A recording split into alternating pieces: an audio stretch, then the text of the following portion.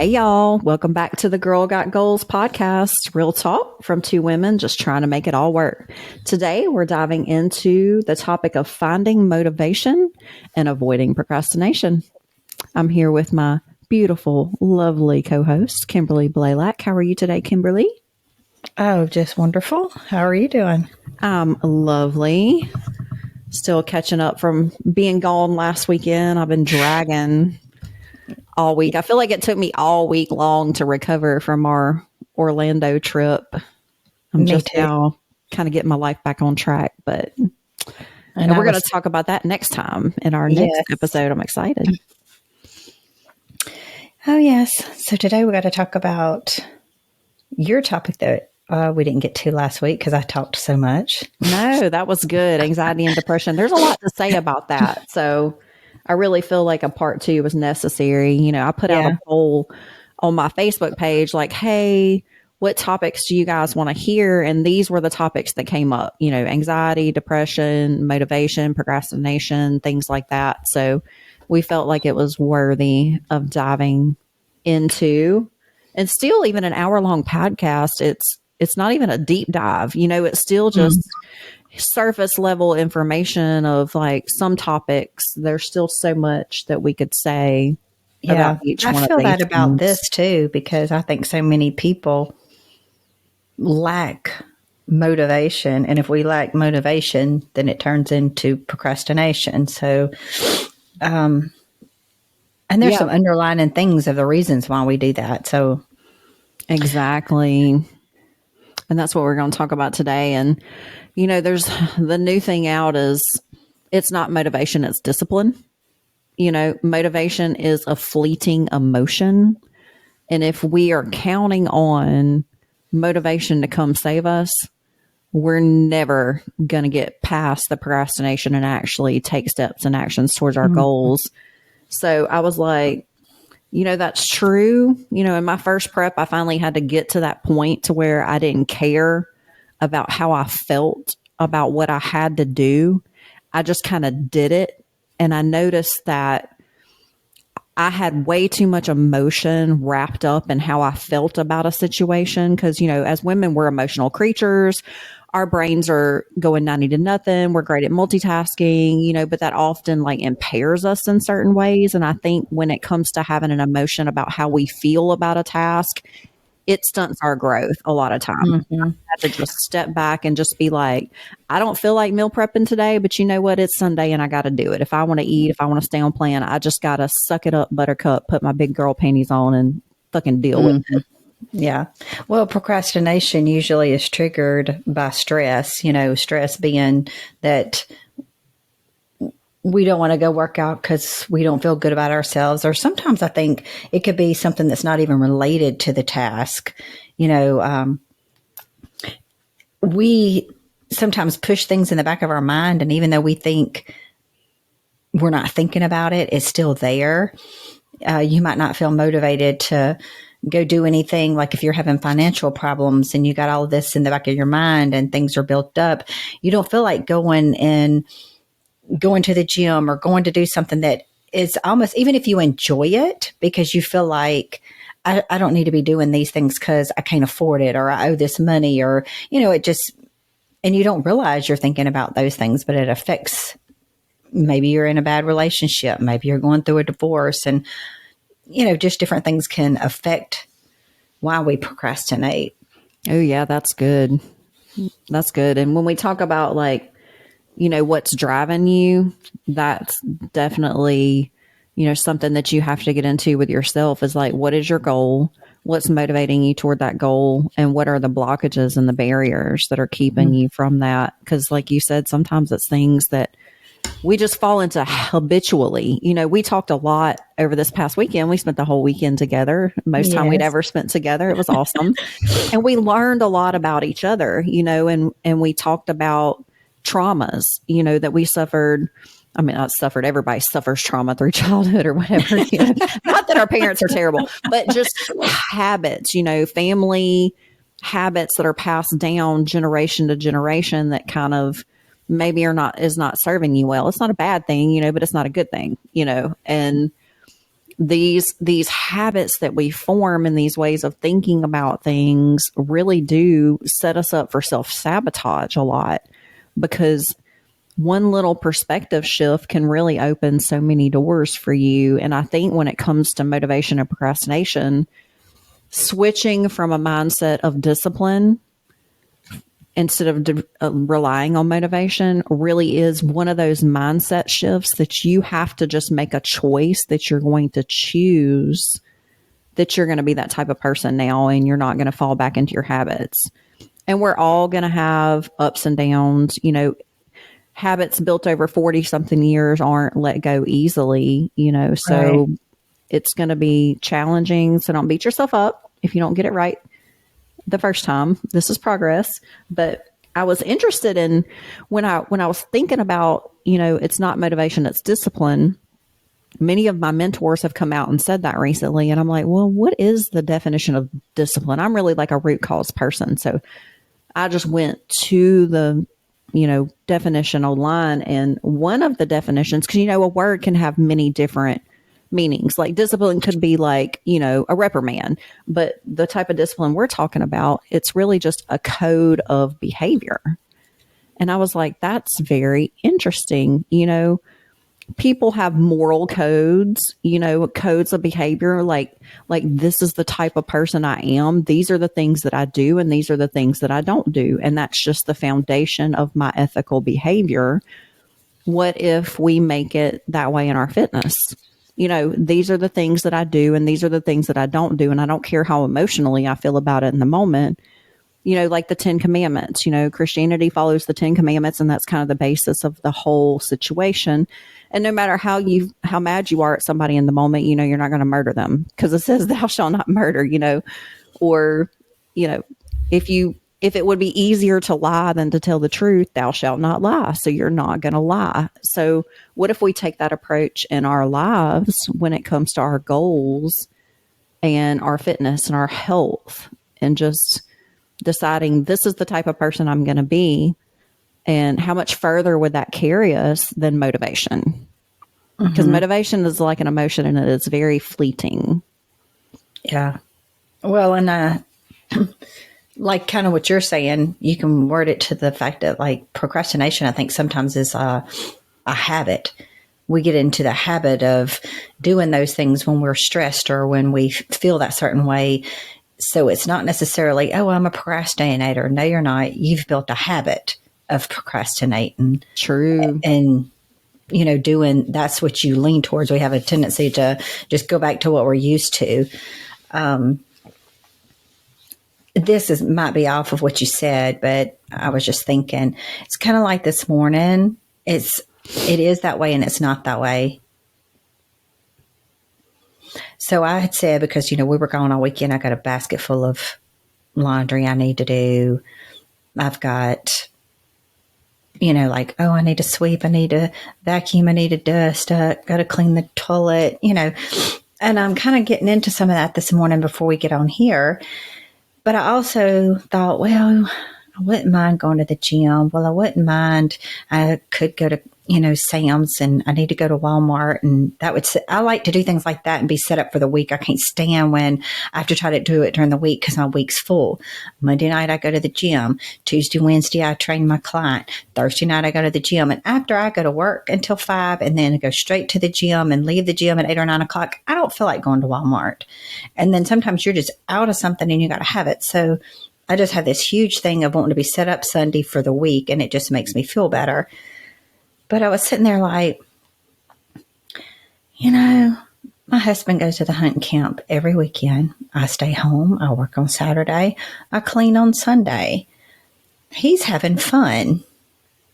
You know, like, it has nothing to do with what the decisions he's making. It's me. It's me that makes that decision to feel like, I got to do this. I got to be perfect. My house, you have to eat off the floor and this and this. But it's clean. Is it perfect? No. Why? Who's coming over and who cares? But for me, it's like this thing that's like, if it's not perfect, you're not perfect. Somebody's going to judge you. Somebody's going to think this. And I just kind of started thinking this morning and going through it. And I was like, I'm going to clean and do some things until me and Marcy do the podcast. When I get done, I got some towels to fold. I'm going to like spend 30 more minutes. I like timed it. You got this much time, and what you get done, you get done. And then you're going to go do something for yourself. And oddly, my whole mind shifted from being stressed from what all I had to do to almost looking forward to my day.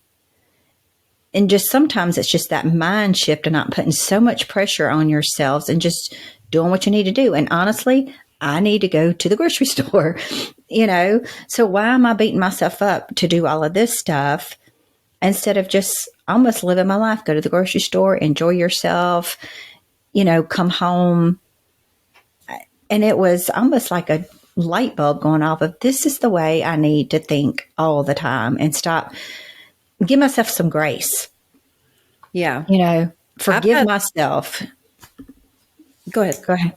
No, I think that that's part of what I need to do is to learn to give myself grace and forgive myself. And I think a lot of times all of us women need to do that. We put so much pressure on ourselves that half the time other people aren't even expecting out of us. We're putting that pressure on ourselves. And why? Men aren't doing that. Oh, no.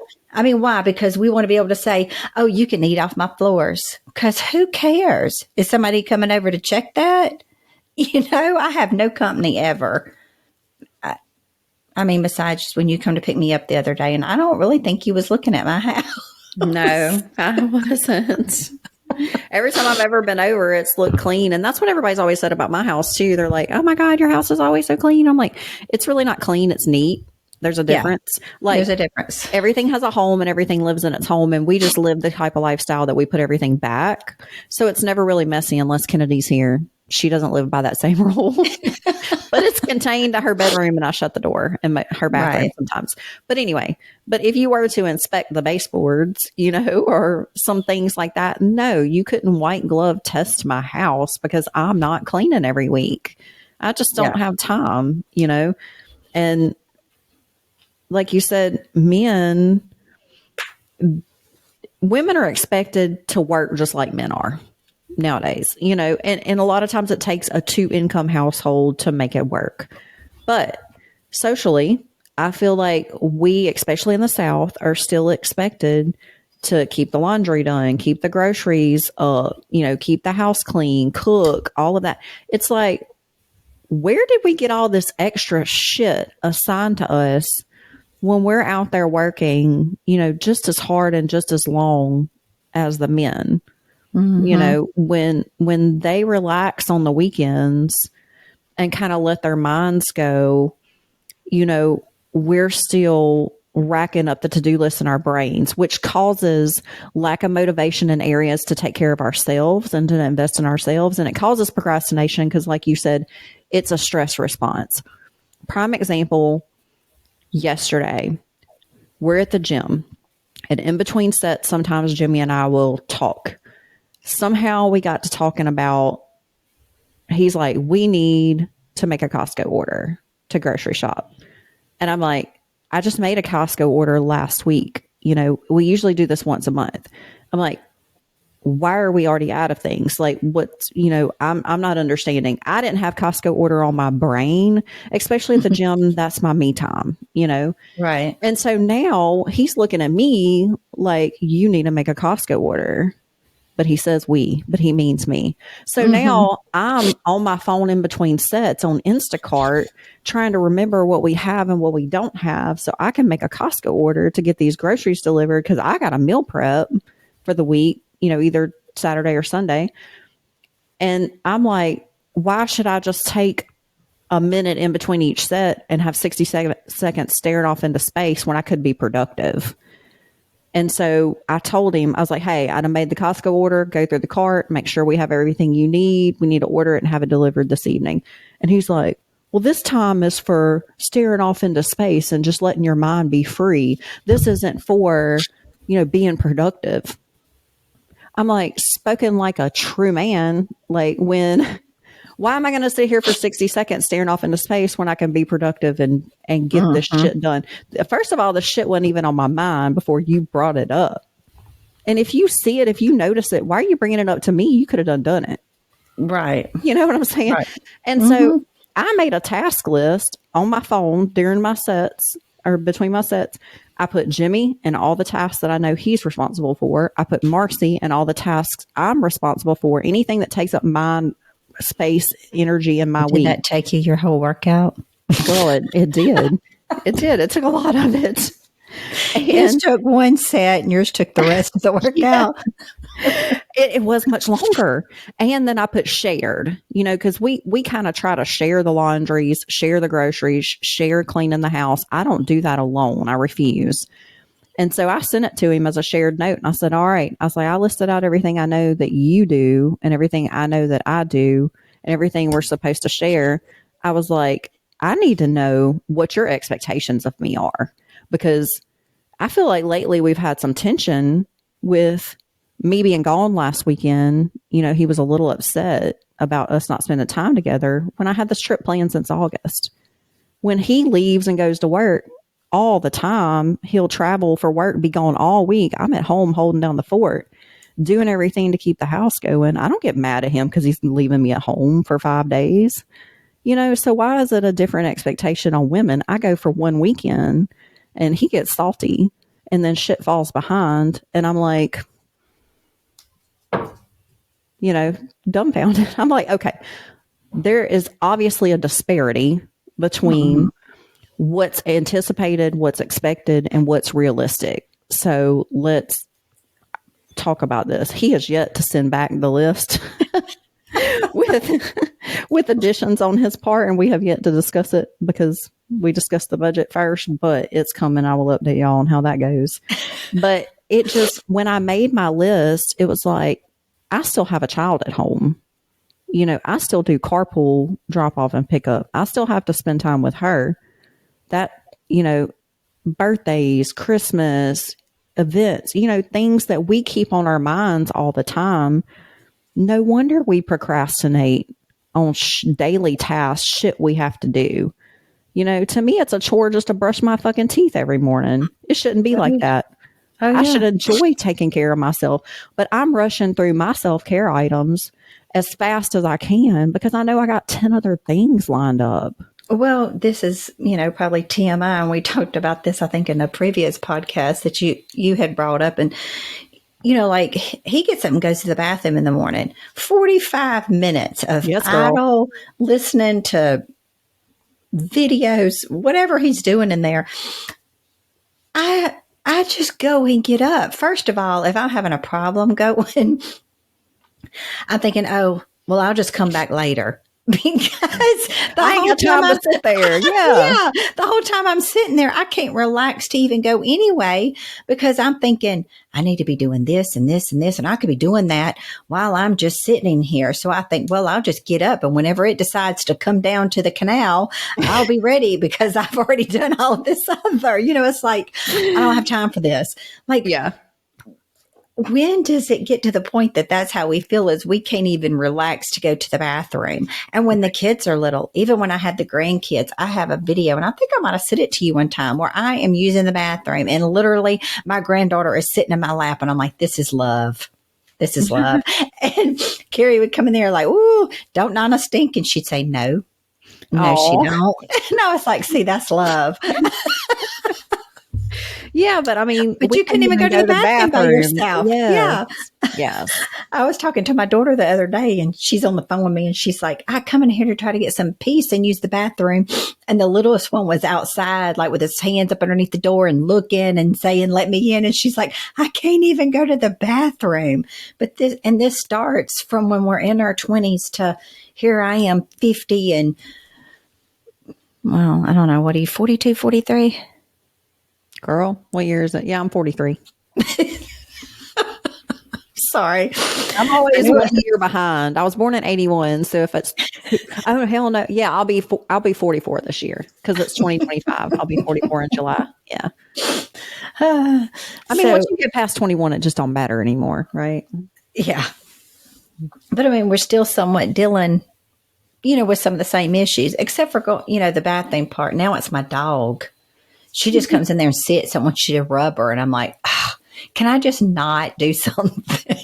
Yeah. No, I mean, even when we're idle, like our brains are going, 90 to nothing. But it's because we've been conditioned that way. I think it's like a stress response because we know, like today I'm doing laundry, I'm doing meal prep, and we had to podcast and the gym. And, the two favorite things for me on Sunday is being able to podcast because I really do enjoy it, and being able to go to the gym. But also, those are the two things that I stress the most about because number one, I feel guilty about taking the time away from my husband and my family to podcast because it takes several hours. And then I feel like it takes up my whole day between podcasting and going to the gym. So then where do I fit in laundry and meal prepping and all these necessary things that have to be done? So then that stresses me out. This should be a day of rest. It should be a day of relaxation. This is my last day before I have to hit the ground running and back to my normal schedule, So then I find myself like not enjoying the weekends and dreading the day because I'm dreading tomorrow because I don't feel like I've had enough time. I don't feel like I'm set up well, like you said, I like to be set up going into my week knowing I'm prepared because then I'm more likely to be successful. And it's just really hard to do that when you have so many things on your plate, which brings me to my next topic is, like what's driving you? What has to get done? What are your goals? What are your motivations behind the goal? When we talk about motivation, not as an emotion, but as a driver, like you said, taking inventory of why are you feeling the way you're feeling? Why are you thinking the thoughts that you're thinking? Journaling is a really good tool to kind of get those thoughts out onto paper. And I don't know about you, but sometimes when I hear myself say something out loud, I'm a verbal processor. It sounds different than it does in my mind, or especially when I write it down, it's like talking to someone without having to talk to somebody. You could put your deepest, darkest thoughts down on a piece of paper and nobody's going to judge you, but it kind of gets it out of your head. And when I journal, then I can kind of go back and see, oh, that's why I'm feeling this way, or that's why I'm thinking this way. And then we can kind of like, back up and reassess and pick out what's important. Like that post I made this morning on Facebook, it's like everything in your life results from a choice that you've made. And if you don't like the results, make a different choice.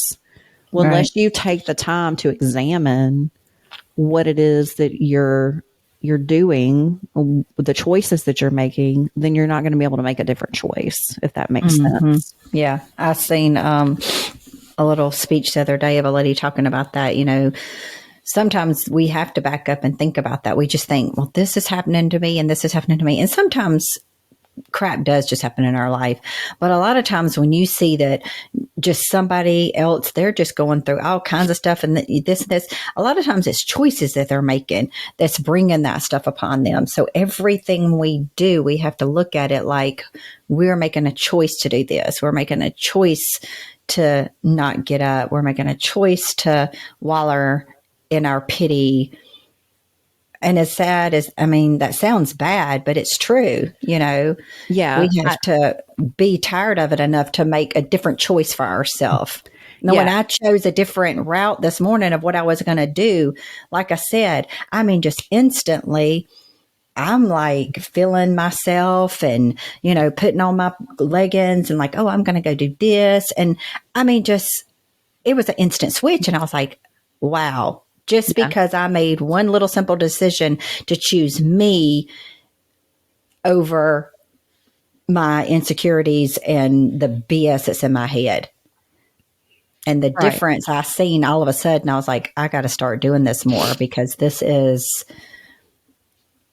just amazing to make that split decision, which brings me, I know this might be out of line of what you're saying, but almost what we were talking about with Mel Robinson of the 5 second. Like if we just instantly 5, 4, 3, 2, 1 and jump on something, you don't have time for your brain to tell you no.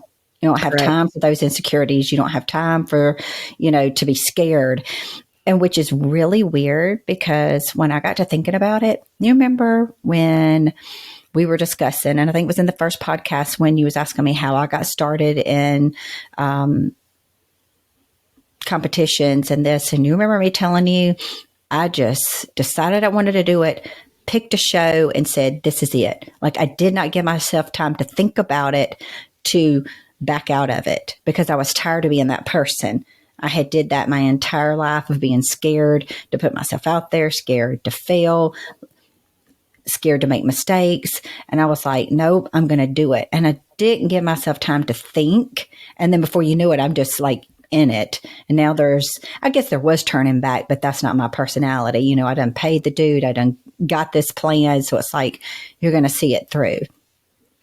So in that aspect, when you think about it, that it does work, you know, and it worked this morning. If you think, you know, just quickly, I was like, no. And just like that, I've done changed my mindset to go in a different drive. So, yeah. Yeah. I found her principle. Like when you sent me that book yesterday, I was like, oh yeah, I read that. And I think it was during my first prep, you know, or maybe even before, but I used that to get out of the bed in the mornings to go do my fasted cardio. I'm not a morning person. mm-hmm. I hate waking up early when I'm waking up, but once I'm awake, I love it. So that 5-second rule really helped me, because I had to just 5, 4, 3, 2, 1, feet on the floor, up, I'm off brushing my teeth, you know. And once I got past that initial emotion of it all, and I just kept going, then my actions aligned with my goals, you know, and my Mm-hmm. emotions caught up Yeah. eventually. I can't let my emotions lead me, or I will procrastinate. You know, I will Yeah. hit the snooze, I will whatever. Or like you said, I'll have the wrong perspective about the task that I'm doing. You know, meal prepping and cooking for me is not something I enjoy doing. I don't enjoy spending a few hours on the weekend, even though if you really break it down, it's not really that big of a deal. Kennedy helped me last week because we were out of town and I had to meal prep, you know, on the fly when we got back. It took us an hour and a half, 2 hours tops, you know, to cook all my meals and put them together. Grand scheme of things, out of an entire week, that's not a lot of a time. But the whole Yeah. time I'm thinking, I need to be doing this, I need to be doing that, I could be doing this. I'd rather be spending time relaxing and doing things for Right. myself. And that is because I have so much other shit going on during the week. I have very little time for myself anymore. And I like that time. I need that time. I'm an introvert. I need downtime to recharge. I need time by myself. If I don't get that time, I feel it, you know, physically, mentally, spiritually, everything. So it's very hard for me to spend time doing those daily mundane tasks when I don't get enough time for myself, if that makes sense. Mm-hmm. Well, sometimes, like when I would do my meal prep for a competition, we would do it on Sunday. And I will say it made a difference. I guess because you know how, like, when you're up, and maybe this don't happen to you, but when you're up cleaning or doing and you're running around and they're just sitting on the couch not doing anything, I just get irritated and Angry. irritated. I Yes. get And angry. and the more it goes, instead of, I am so bad about this, and I know this is a personality trait, and I don't know if it's just me, but you know, when I do explode, he's like, well, what do you want me to do? I'll do whatever you ask me to do. They just don't think like we do. Like, I'm thinking, I want you to see me run around like a chicken with my head cut off and say, hey, let me get up and help her. Because then if you help me get this done, I won't be so tired and we can spend more time together. And if I'm not so tired, it might lead to something else, you know. But once I do for everybody else, and then I got to get in bed, and now you've sat and been relaxed for an hour and you have, you know, decompressed and unwound and your brain is free. Well, mine's still wound tight. Now I want to sit down and rest. And now you're looking at me smiling and I'm thinking, Nope. shit, you Mm-mm. know, it turns into a different task. But if Yeah. you were to help me, then that would divide that task. So when he helped me meal prep, it was two things. One, it didn't take me as long because we were doing it together. Two, it was bonding time. Right. Like I enjoyed him in there. We would talk, we would, we would get things together. So that helped, because I didn't look at it as so much as a task. It was just something that we did together, like going to the gym together. We would meal prep together. And I did enjoy that aspect. Now, if he's at the camp and I'm here by myself, like we'll be today, I can look at it a different way because he's not here. So I don't see him sitting around. Like I clean better when nobody's at home. Me too. Yeah. Because if you're at home, I'm just pissed off that you're not doing nothing. Yep. And that goes for anybody, the kids, whoever. So if you're not here, they don't have to be pissed off and I can just be in my zone and I can go. Well, if they're there, they better be helping. That's my thoughts on it. I'm like, hey, I didn't mess up this house by myself. I ain't cleaning it by myself. Well, that's like what I was thinking today is why am I the only one doing anything? And, not that he doesn't wash clothes or take the garbage out or do things when he's here, but it's like, how many times do you sweep on a daily basis, dust, clean the toilet, those sorts of things. And here I am stressed out about it. And him and Colin are just living here like, rent free. I mean, they don't understand why you're so upset or why you're so wound tight or why you're so stressed. It's like, if you only knew the things that I carry in my mind every day. I mean, not just what you see me do is enough, but if you live the type of mental load that I live every day, you feel like this too, damn. Like it's a mental battle because I know I've got to start giving things off to my son. I mean, and I have put the marker in my head that he's going to be 20 in March. Once he turns 20, then we got to have this talk of, okay, you're going to start doing this and you need to start doing this because I'm still doing things for him. Does that make me feel like a loving, doting mother to a point because that's my love language? Yes. But on the other instance, I've done my time. I got you to your 20. You work now. You pay your bills. So you're going to start doing your laundry. You can contribute to helping. His room is a disaster. And like you say, he keeps the door shut and I try to let it go, but it annoys me. Mm-hmm. It annoys me. But when I'm here by myself, I'll get in there and meal prep. I got off that and I just turn the TV on and I just take my time. I try not to look at it as a chore. I'm just like decompressing and in my zone. I try to do it that way. That's the mind shift. Yeah, I'm trying to make is when I'm doing it. It's like I'm thankful that I have food to eat. I'm thankful that I'm able to healthfully nourish my body. I'm grateful that I have this time and opportunity and the money to buy groceries. And I'm trying to make it something in my mind that's more of a positive experience. And like you said, our tasks aren't changing. It's just the that we're taking on them that changes our motivation. For you, when I'm on prep, and we're going to talk about that afterwards. We're not going to waste everybody else's time. God, I want to know how it's going. Sometimes, like when I was deep into prep, though, I was kind of get excited about my meal prepping because you got to look at that as like part of your end result. I get to do this. This is a lifestyle that I've picked, which is a lot. And it is daunting. Don't get me wrong, because you've heard my texts and bitching about what all I had to do. But sometimes sometimes I would look forward to Monday because I'm thinking, oh, I get to see what progress I'm going to make this week. Sometimes I would flip the switch like that instead of looking at Monday as, oh, I got to go back to work. It was a week that I thought, okay, let's see what my weight does this week. Let's see what progress I do this week.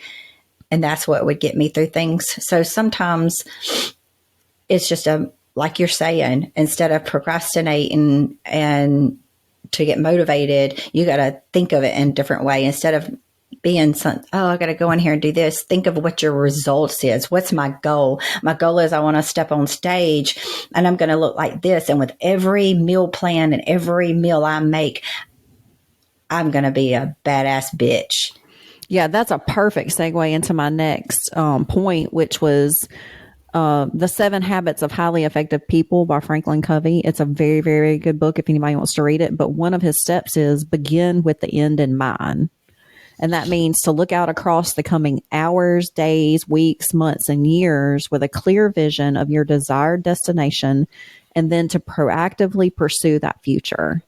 So, when we do take that mindset of this is my goal, this is the plan I have to meet my goal, I'm going to be excited about the person I am becoming. This is going to help me, and I have started feeling that way, and that takes discipline. I'm going to say, this is it's my third year, fourth year. I'm going into my fourth year of being on kind of a meal plan or prep or whatever, preparing for stage. And I did not start out like this. And it's really been like a growth mindset. So I would say that people aren't going to just start out feeling like that or having that perspective. It is something that you and I have developed over a lot of time, is beginning with the end in mind.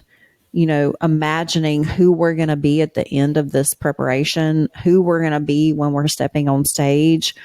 And that gives us the mental fortitude, the perspective, beginning with the end in mind, to be able to make every minute, every hour, every day count, and going into this, I'm going to call it, it's not a prep yet, it's a health phase, going into this health phase. I am having to eat a strict meal plan, nothing processed, no eating out. Like, I'm having to cut out protein bars and things that I've enjoyed, and the only way I get through that is to take it one day at a time and to keep that goal in mind. The end goal is to, restructure my health, heal my gut microbiome, reduce inflammation. These are things that go beyond stage, go beyond just a look, but also longevity and health. And you were, like I said before, what's driving you. You really have to dig deep and get out of the motivational junk food and get into the core soul deep thing of things. I was like, well, that doesn't make any sense. The core of things, into something that truly motivates you. Because if you're lacking motivation, if you're lacking discipline, then your goals probably aren't aligning, because if they are, then everything's clicking and you have a deep drive. So you need to really kind of reassess. That was something, I talked about last time. One of the responders on my Facebook page, she was like, I'm doing well at work, I'm enjoying life, but I'm failing at my fitness. But she was kind of okay with that. She knew she should do better for her health and longevity, but it just wasn't a priority for her at that point. So if you're failing at something in life, then you're not giving it the proper priority, or it's just not a priority to you. So if you know a clear end, if you're beginning with the end in mind and you have a plan, then your motivation should come more easily, I think is what I'm trying to say. So if you're lacking discipline, if you're lacking motivation, there's probably a reason, and you need to reassess for that. Mm-hmm. Definitely. You do have to make it or want it, You have to want it bad enough. Yeah. Or you have to be disgusted with where you are enough. Yeah. And make a different choice. I would say, yeah, in the working out, but I kind of want to go back because I feel like we've said a lot, but we've been all over the place a lot. But going back to what you were saying, about the 5, 4, 3, 2, 1, use that instead of procrastinating, just in general of everything. Because let's just don't go back. I know, our passion is the gym, and that's not going to be everybody's. They're going to be, I procrastinate in getting up. I procrastinate in starting a task. And like you said, you use that in the morning. Just jump for it. Yeah. Or just do it. Or kind of rethink, like I said this morning that I did, retrain your brain to thinking about it a different way instead of stressing about it so much. I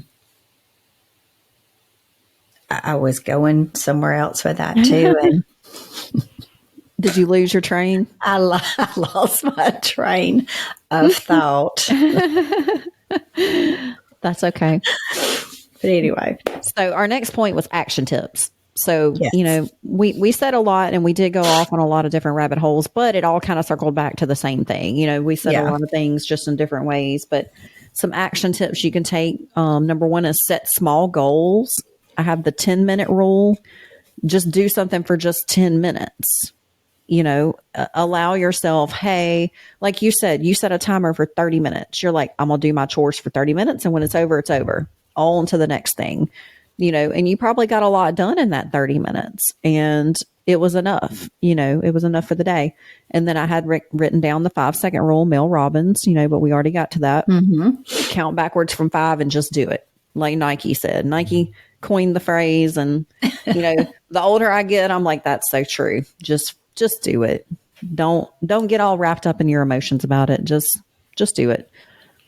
Next is organize, make a to-do list and start with the easiest task first. When we talk about procrastination, it's a lot because it's daunting. Like you said, it's a stress response, it's avoidance. So if you have that problem, make a to-do list. You can either some people thrive on priority, like, what's the most important thing first and go down. But if you find yourself having trouble starting, start with the easiest task. Sometimes when you start with something easy to do, knock it out quickly, then you gain confidence in yourself and you can keep going past that. Well, I'm the to-do list maker. We've talked about that before. Girl, me too. I got a to-do list for everything.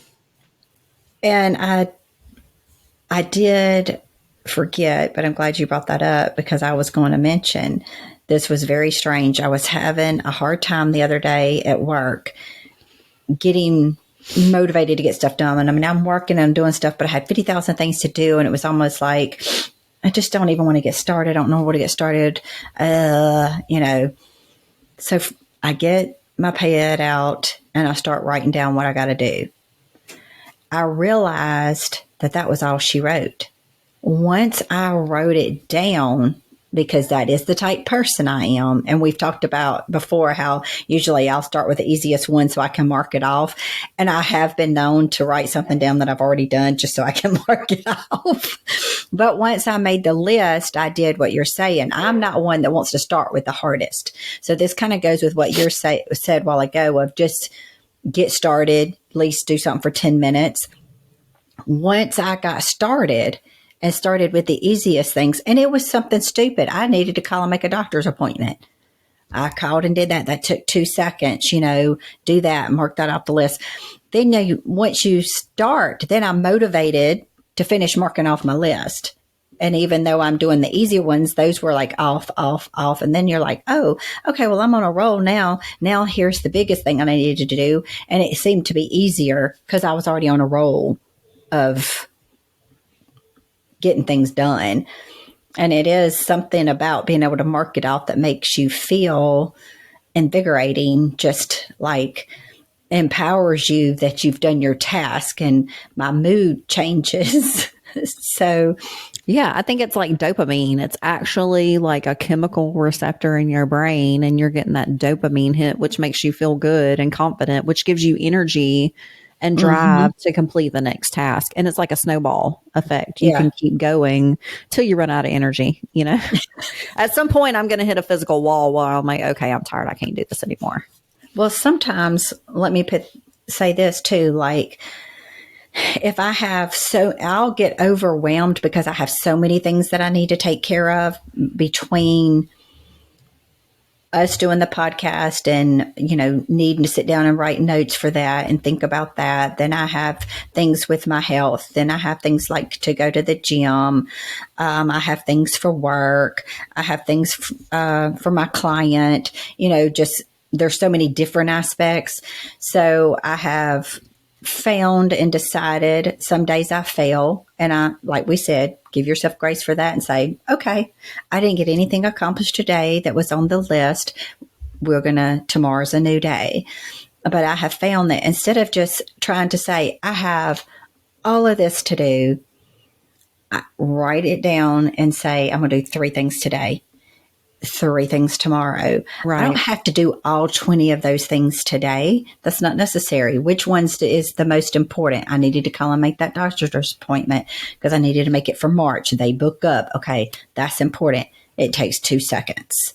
Just prioritize like Yeah. that. And then once you write it down, if you put it on your calendar for weekly or Monday, I'm going to do this, Tuesday, I'm going to do it, you find that you start marking things off and you get things, and hey, whatever. If it was on Monday's list and it didn't get done, move it over to Tuesday. No big Yeah. deal, There's something really cool I learned when I was working in corporate America, and it got brought back up somewhere. I saw on like a TikTok or something. I'm like, oh yeah, it's called the Quadrants of Time Management Matrix, and you can Google it if you want to know more information about it.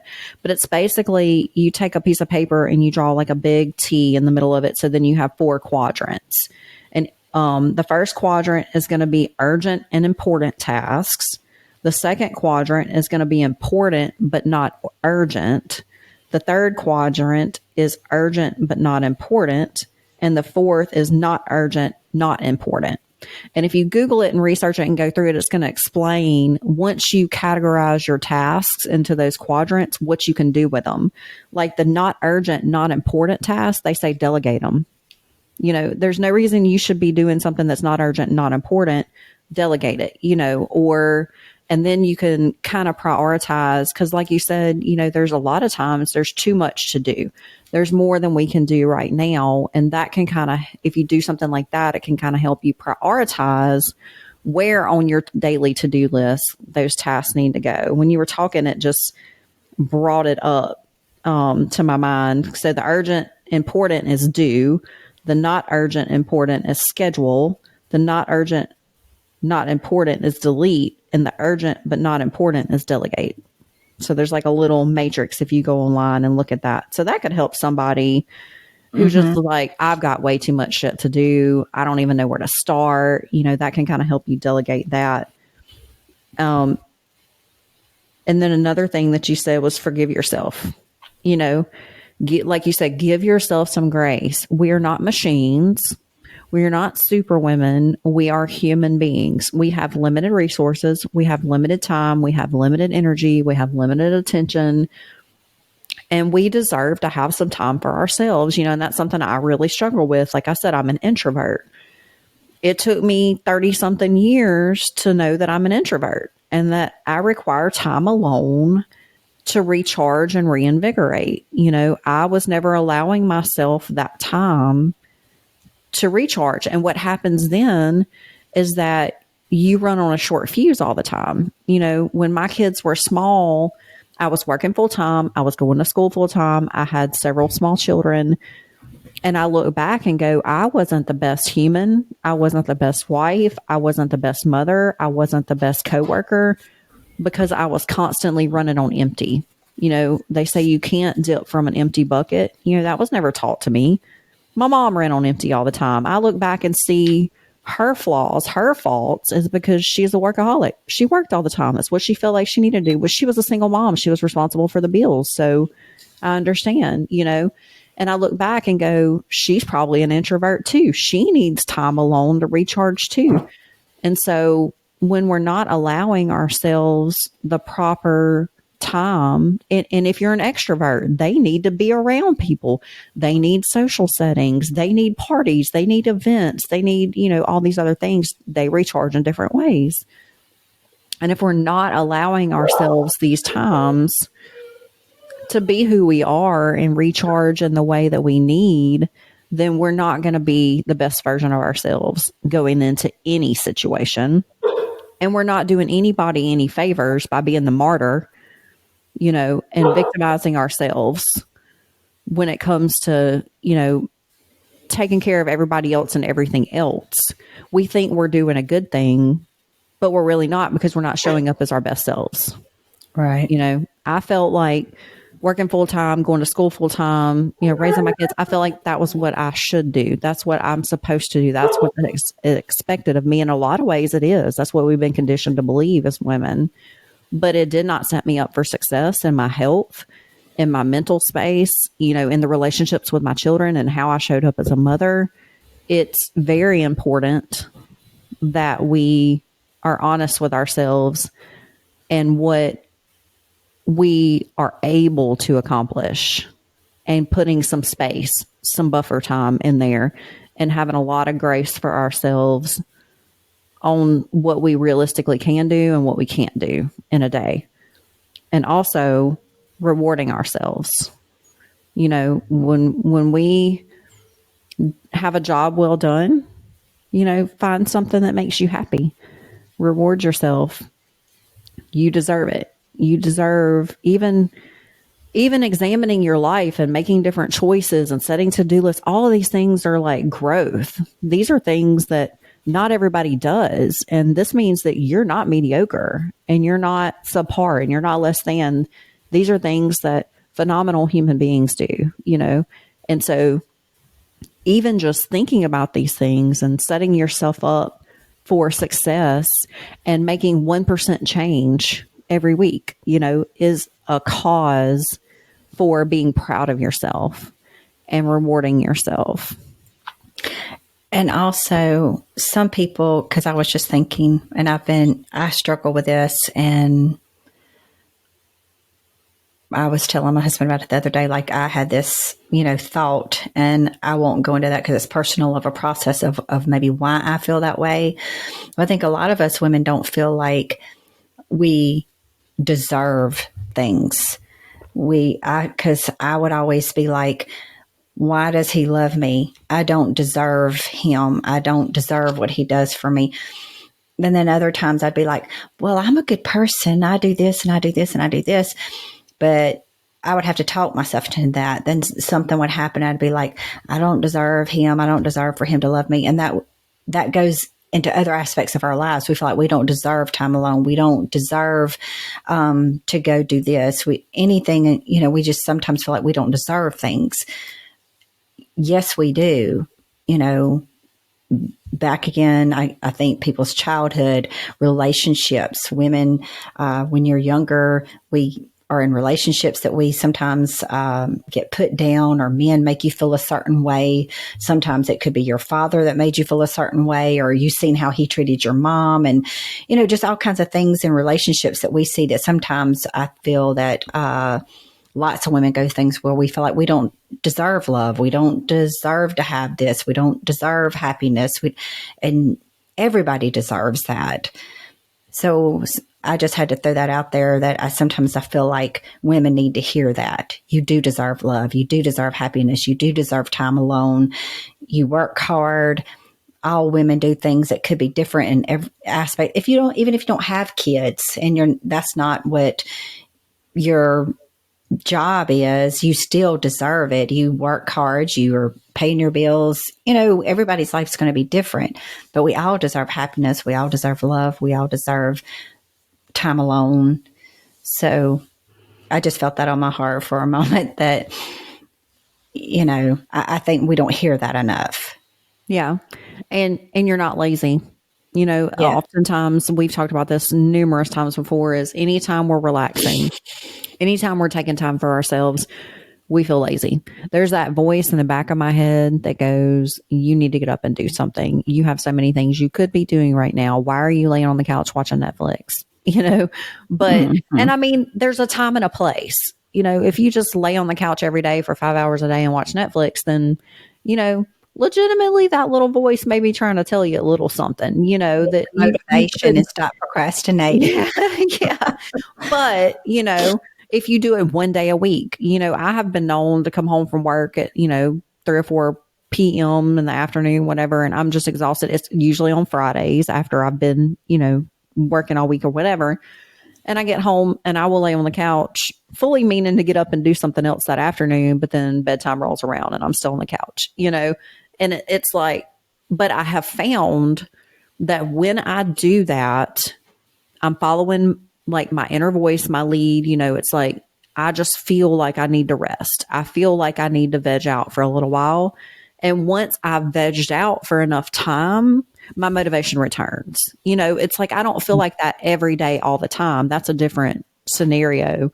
But once I have recuperated, once I have recharged, then I'm like a fresh new battery and I'm ready to go, go, go, go, go. But if I constantly go, go, go, and I constantly keep pushing myself, I'm constantly running on an empty battery, then I never get that refreshed feeling, you know, if that makes sense. So don't feel guilty if you have one day of the week where you don't want to do anything, you know, I'll do that Friday afternoons into Saturday mornings. I may not go to the gym till noon. And I may have gotten on the couch at, 4 o'clock Friday afternoon. I'm vegging out and then bed. And then I make it back to the couch with my coffee Saturday morning, and then I eat breakfast and so, I mean, that's realistically like a 16-hour period or something that I have went from the couch to the bed to the couch. But after that, I'm invigorated. Then I can attack my to-do list with vigor, and without anger and without frustration and without all these negative thoughts and feelings. Sometimes it's legitimate, sometimes it's not. Sometimes you are just lazy, and that's okay. Well, I don't know why this came to me either, but maybe the Lord's telling me somebody needs this one too. If you are married, it could be that you work out a plan. If you've got a partner, because I understand my ex was not like that. There was no working, no plan out with him. But, maybe if you say, hey, once a week, once every 2 weeks, whatever you think you need, just say for you, it's on like Fridays. Can you watch the kids? I'm going to go take a bath. I'm going to do this for so many hours. Or if you just feel you got to get out of the house, he watches the kids from 5 to 6 o'clock on Friday. Every afternoon, you go get your nails done. You go get a massage, whatever it is, that time is allotted for him to watch the kids, for you to have that me time. There's nothing wrong with that. I think society has wired us that if we pawn our kids off, I say that in quotation marks, because if the daddy's watching them, that's not babysitting. That's his freaking kids. There's nothing wrong with him to watch the kids, because if you're like, I know I was, and you are, I was getting up, getting the kids to school, fixing their lunches, do their hair, washing their, uniforms, make sure they got whatever was going on that week. Valentine's, you got candy grams, you've got, spring fling money. Yeah, they need book fair money. They need this. They got to have field trip. And you have to remember when all of this is due, along with everything else. You did their homework. You signed their notebook, blah, blah. Mental load. Yep. Yeah. You worked all day. Then you picked the kids up. Then you gave them baths. You did this. So how come you can't have an hour on Friday evening? I think you should have 4. Well, an hour is not enough. You have whatever y'all come up with. But I say, even if you only got an hour, if that's all that y'all could work out, but whatever you can work out with him. And then if you're single, there is nothing wrong with taking those kids to daycare and you having a mama's day out. I see a lot of women come to the gym because you get 2 hours, free daycare with your membership or whatever. And they will come and put their kids in childcare and go take a shower in the locker room. Or they'll just be sitting there scrolling their phones. And there is no shame in that. I wish I would have been that smart, or I could have afforded that, or had the opportunity to do that when my kids were small. Because it's very hard to find that time, especially if you're a single mother, and I think that's great. You can't leave the building, like daycare, you can drop them off and go or whatever. And I used to do that. Go get you a snack or bring you a sandwich. Go sit in the locker room. Go to the sauna. Do you a 30-minute workout. Go sit in. They got a place to sit in there. Like you said, it's $35.99. Yeah. Because I have that plan so I could take my granddaughter to daycare. Because for some reason, she likes going to the daycare at the gym. I want to go to the gym with you. I was like, you got to go to the daycare. Okay. So I keep that. It's not that much money. And like you're saying, that is a great idea, because heck, if you got them in full-time daycare, I just say that because I was already paying for daycare and my off day was during the week. Right. So you could take them to daycare on Fridays or whatever day you were off. Yeah. And, I did that with Gracie, my niece, when she was staying with us. We got her, she was 6 months old, and I started working part-time. So I would get off at 2. Well, daycare didn't close till like 5 or something, I would come home, get there at like 2:30 or 3, and I would just like chill for a few hours, or I would cook dinner, or I would prepare the meals for the next day or whatever, I would come home without having to keep a watchful eye on her. And I would just let her stay at daycare another few hours. And did I feel guilty about that? Yes. Are you going to feel guilty about it? Yes. Should you? No. It's just, you paid for that time. There's nothing wrong. That kid don't know. It don't know if you're leaving it a couple of more hours of daycare and you're at work or you're not at work or whatever. There is nothing wrong with getting some time to yourself, because is your man going to work? Yeah. Is your man at work all day? Yeah. Is he feeling bad because he's at work and not taking care of the kids? No.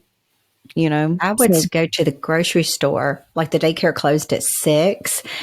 Girl, you know how fast I used to go buy some groceries between 5 o'clock and 5:45, and on 2 wheels picking the kids up at 6, because I could get the crap done without having to go pick them up and then try to take them to the grocery store. My kids were 2 years apart when I just had them 2. That was before the other ones. And hanging out the side of the buggy, and I got one with ADHD, and she's everywhere. No, ma'am. 45 minutes, I was like NASCAR in there with that buggy. And then they always probably thought, because my kids was the last 2, but I did what I had to do. I mean, the grocery store was on my way to pick them up anyway. So it was like, why not run in here, quickly get what I got to get? And then I also looked at it like, if I go pick them up and then I come to the grocery store, I'm going to be after 6 o'clock. Now it's 6. I've picked them up and I'm done with that. I can go home. Yeah. And they didn't want to go to the grocery store anyway. Let's be real. They hate it just as much as you did. So, I mean, they were like a baby and 2 years old, 3 and 1. I mean, they didn't. Their they time didn't know. perception, no. Yeah, I mean, it was less than 30 minutes. Them teachers knew. You could see it all over their face. Girl. Like, she's the last one to pick these kids up again. And I thought, well, I'm paying you. We listen and we don't judge. Yeah, exactly. So Gracie's daycare lady was in our neighborhood. It was a home daycare. It was in our neighborhood. So she could see me drive by. And there were days, I'm not going to lie to you, she would put Gracie in the stroller and stroll her down to my house and knock on my door before 5 o'clock or whenever her little daycare closed. And so she tried to shame me about not picking up Gracie as soon as I got off of work.